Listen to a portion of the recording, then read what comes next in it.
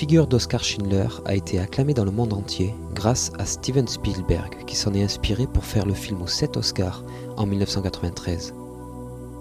La liste de Schindler racontait la vie de cet industriel allemand qui a évité la mort à 1000 juifs dans les camps de concentration. Pendant ce temps, Irena Sendler était une héroïne inconnue hors de la Pologne et à peine reconnue dans son pays de quelques historiens. C'est en 1999 que, curieusement, son histoire a commencé à être connue, grâce à un groupe d'élèves d'une université au Kansas et à leur travail de fin d'études. Lors de leurs recherches, ils ne trouvèrent que peu d'éléments sur Irena. Avec l'aide et l'inspiration de leurs professeurs, ils ont commencé à reconstruire l'histoire des accomplissements remarquables de cet héros oublié de l'Holocauste. Il y avait un chiffre surprenant. Irena Sendler aurait passé 2500 enfants juifs hors du ghetto de Varsovie juste avant la liquidation de 1943. Comment se fait-il qu'il y ait eu si peu d'informations sur cette personne ? Les 3 filles du Kansas ont supposé qu'Irena Sendler devait être morte et ont recherché son lieu d'enterrement. À leur grande surprise, elles ont découvert qu'elle était encore vivante. Âgée de 90 ans, vivant dans un petit appartement à Varsovie. Lorsque l'Allemagne envahit son pays en 1939, Irena était infirmière au bureau d'aide sociale de Varsovie et gérait les cantines populaires de la ville. En 1942, les nazis établirent un ghetto à Varsovie. Irena, horrifiée par les conditions de vie dans ce ghetto, rejoignit le conseil pour l'aide aux Juifs. Elle réussit à identifier les bureaux sanitaires qui devaient lutter contre les maladies contagieuses. Comme les envahisseurs allemands craignaient une possible épidémie de typhus, ils permirent aux Polonais de contrôler ces établissements. Très vite, elle se mit en contact avec les familles auxquelles elle proposait d'emmener leurs enfants hors du ghetto, mais elle ne pouvait leur garantir de réussir. C'est un moment terrible. Elle devait convaincre les parents de lui confier leurs enfants alors qu'ils lui demandaient « Si je vous donne mon enfant, faites-moi la promesse qu'il vivra. » Mais qui pouvait promettre s'il réussirait à sortir du ghetto ? La seule certitude était qu'ils mourraient s'ils y restaient. Les mères et grands-mères ne voulaient pas se séparer de leurs enfants et petits-enfants. Irena le comprenait parfaitement, étant elle-même mère. Elle savait que le moment le plus dur de cette démarche était la séparation d'avec les enfants. Parfois, quand Irena venait avec ses assistantes rendre visite aux familles pour les faire changer d'avis, elle ne pouvait que constater qu'ils avaient déjà été tous emmenés dans les trains vers la mort.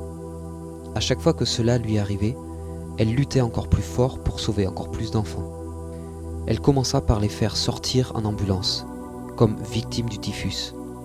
Mais très vite, elle utilisa tout ce qui était à sa portée pour les cacher et les faire sortir du ghetto. Entre ses mains, tout se transformait en moyen pour s'échapper. Elle réussit à recruter au moins une personne dans chacun des 10 centres du département de l'aide sociale. Grâce à cela, elle établit des centaines de fausses pièces d'identité avec des fausses signatures pour donner une identité temporaire à ses enfants juifs. Irena passa toute cette période de la guerre à penser à la paix. Elle ne voulait pas seulement maintenir ses enfants en vie, elle voulait aussi qu'un jour, chacun de ses enfants puisse récupérer leur vrai nom, leur vraie identité, leur histoire personnelle, leur famille. Aussi, eut-elle l'idée d'archiver le nom des enfants et leur nouvelle identité. Elle notait les éléments sur des petits morceaux de papier qu'elle gardait dans les boîtes de conserve avant de les enterrer sous un pommier dans le jardin du voisin. Elle conserva ainsi, sans que personne ne la soupçonne, le passé de 2500 enfants, jusqu'au départ des nazis. Mais un jour, les nazis eurent vent de ses activités. Le 20 octobre 1943, Irena Sendler fut arrêtée par la Gestapo et emmenée à la prison de Bawiak pour y être brutalement torturée. Elle garde pour toujours des cicatrices indélébiles de sa torture. C'est dans un coussin de paille, dans sa cellule, qu'elle trouva une image de Jésus-Christ. Elle la conserva comme preuve d'un miracle pendant tous les durs moments de sa vie. Irena était la seule à connaître les noms et adresses des familles qui avaient recueilli les enfants juifs.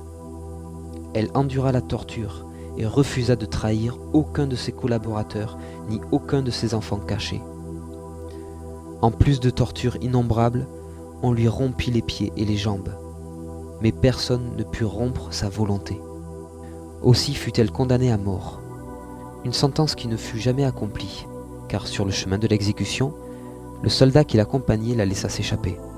La résistance avait soudoyé le garde, parce qu'on ne voulait pas qu'Irena meure avec le secret de la cachette des enfants. Elle figura officiellement sur la liste des exécutés. Ainsi, à partir de ce moment, Irena poursuivit son travail, mais sous une fausse identité. À la fin de la guerre, elle déterra elle-même les bouteilles et utilisa ses notes pour retrouver les 2500 enfants qu'elle avait placés dans les familles adoptives. Elle les réunit avec leurs proches, disséminés dans toute l'Europe, mais la majorité avait perdu leur famille dans les camps de concentration nazis. Les enfants ne la connaissaient que sous son nom de code, Jolanta. Des années plus tard, quand son histoire apparut dans un journal accompagné de ses photos de l'époque, plusieurs personnes commencèrent à l'appeler pour lui dire « Bonjour, vous êtes Jolanta. Bonjour, Jolanta. Je suis l'un de ces enfants que vous avez enlevés du ghetto à Varsovie. Mais où habitez-vous maintenant? J'aimerais tant vous revoir. » Son père, pendant qu'il mourait, lui a enseigné la chose suivante. Si tu vois quelqu'un se noyer, tu dois tout faire pour le sauver.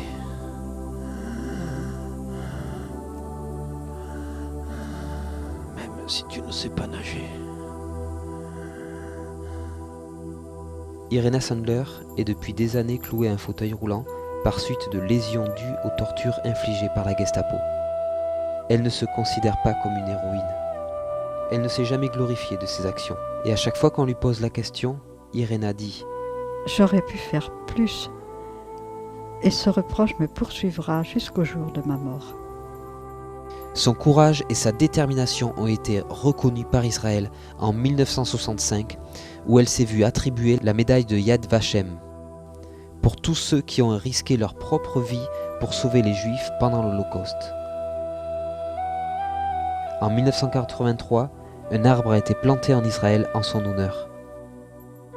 En octobre 2006, Irena Sandler, âgée de 96 ans, a été proposée pour le prix Nobel de la paix.